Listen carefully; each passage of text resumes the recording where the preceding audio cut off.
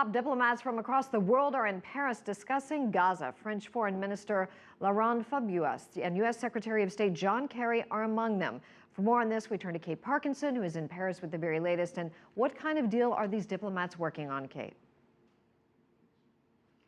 Well, yes, as you say, the diplomatic efforts to try and end the conflict in Gaza moved to Paris on Saturday when the U.S. Secretary of State John Kerry, who's very much been spearheading the international efforts to try and negotiate a ceasefire between Israel and Hamas, met with his French counterpart Laurent Fabius, as well as foreign ministers from other European nations, as well as foreign ministers from Turkey and Qatar. Now, it's interesting that the foreign ministers from these two countries were represented at the talks in Paris today. Certainly, Hamas has been very keen for its allies, Turkey and Qatar, to be involved in the ceasefire negotiations, and certainly the United States and its allies will be keen to see these two countries play the role of intermediary and use their influence over Hamas. Certainly a key role to play because the United States itself has no direct contact with Hamas and indeed has very little leverage with the group. So as the international effort to try and get Israel and Hamas to reach a ceasefire agreement continues, that is certainly the hope of what will come out of today's meeting in Paris. Now, these talks in Paris follow talks in Cairo on Friday, where negotiations to try and implement a 7-day ceasefire stalled, with Israel and Hamas disagreeing over the wording, the terminology of the proposed ceasefire agreement. Israel and Hamas did, however, agree to a 12-hour humanitarian pause in the fighting on Saturday. Palestinians in the Gaza Strip poured into the streets on Saturday to stock up on food supplies.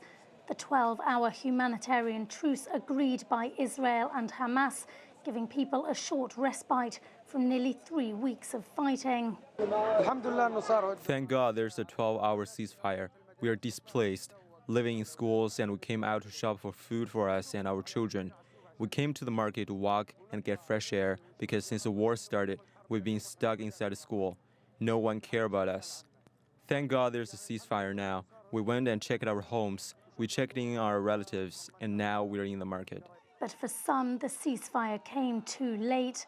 In the south of the Gaza Strip, hundreds gathered to mourn 18 members of a single family, including 5 children, who were killed in an airstrike just hours before the truce came into effect. Meanwhile, diplomatic efforts to end the conflict in Gaza moved to Paris on Saturday, where U.S. Secretary of State John Kerry held talks with the foreign ministers of Turkey, Qatar, and some European countries in the hopes of agreeing a longer ceasefire between Israel and Hamas.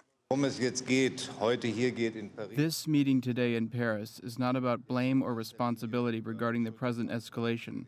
Concerning that, the opinions of some of the foreign ministers gathered here today might differ.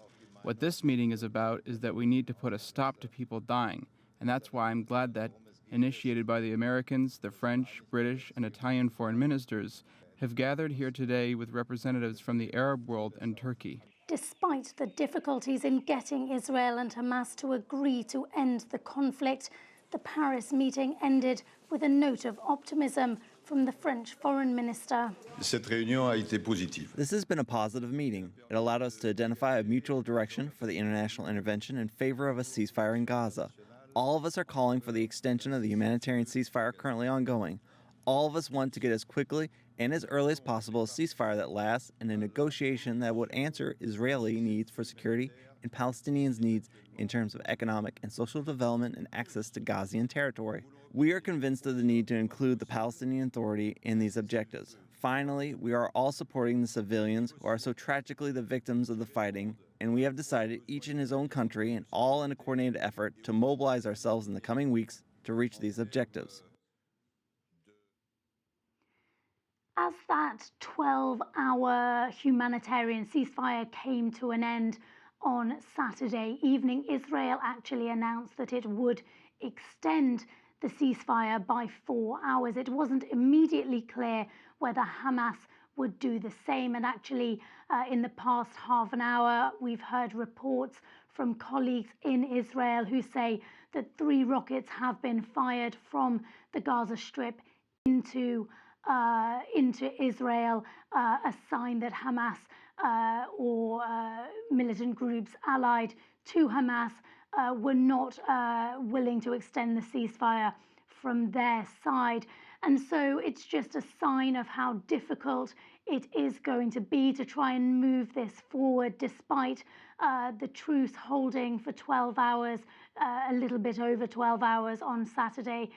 The fact that it broke down so quickly afterwards is a sign of how difficult it will be to move these negotiations forward. Certainly, despite the fact that we heard positive comments there from the French Foreign Minister Laurent Fabius and John Kerry, the US Secretary of State, also voicing optimism, saying that a framework for a ceasefire is in place. Despite this, it is going to be difficult for the two sides to agree. These issues that they're divided on, for example, Israel wanting to see a demilitarization of the Gaza Strip and Hamas wanting to see an end to Israel's blockade of Gaza.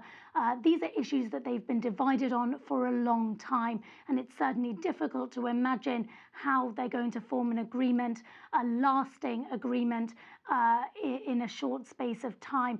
Suddenly, as the death toll continues to mount, it becomes increasingly hard. It sure does. Thank you so much, Kate Parkinson, live from Paris.